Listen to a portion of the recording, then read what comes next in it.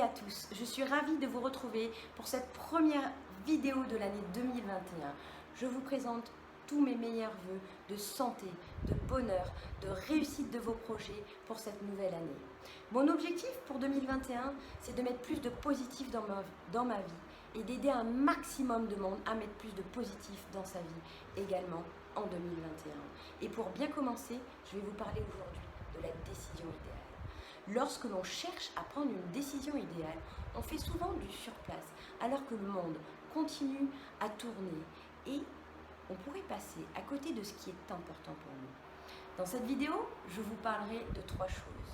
Qu'est-ce que c'est plus précisément une décision idéale? En quoi elle pourrait vous concerner? Et également comment prendre une bonne décision. Mais avant de commencer, pour ceux qui ne me connaîtraient pas encore, je m'appelle Vanessa Cazot, je suis coach de vie. J'aime à dire coach des femmes actives épanouies.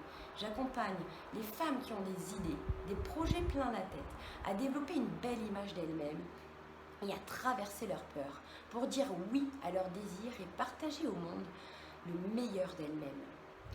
Revenons à notre décision idéale. Qu'est-ce que c'est? C'est une décision que l'on cherche à prendre sur la base de critères, d'une vérité universelle qui nous permettrait d'avoir la certitude que nous avons pris une bonne décision, la meilleure décision à prendre dans cette situation.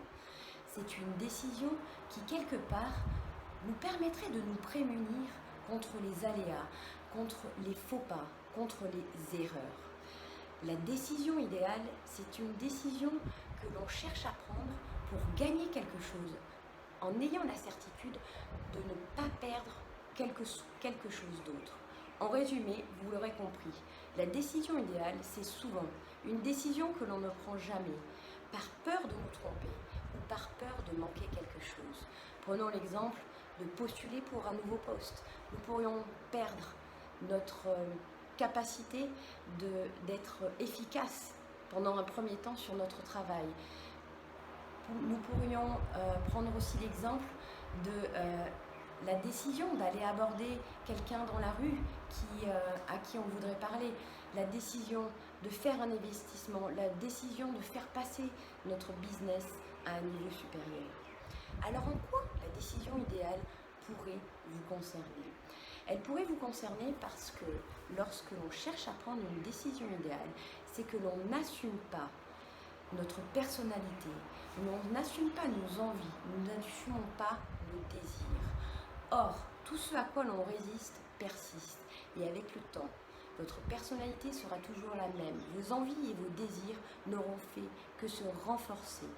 Telle l'eau prisonnière derrière un barrage sera beaucoup plus forte lorsqu'elle sera libérée que le courant de la rivière l'aurait été si le barrage n'avait jamais été érigé. Alors, comment prendre une bonne décision? Je vais vous partager dans cette vidéo 2 astuces. La première astuce est de changer d'intention à la base. Remplacer l'intention de vouloir prendre une décision idéale par l'intention de vous entraîner à prendre de bonnes décisions. Pour vous aider à vous entraîner, utilisez le décompte de 1 à 3. 3, 2, 1, 0, je décide. Pourquoi ce décompte de 1 à 3? Parce que les études scientifiques ont montré que si on prend notre décision à l'issue de ces 3 secondes, notre cerveau limbique n'a pas eu le temps de commencer à nous insuffler tout un tas de peurs et nous bloquer dans notre décision.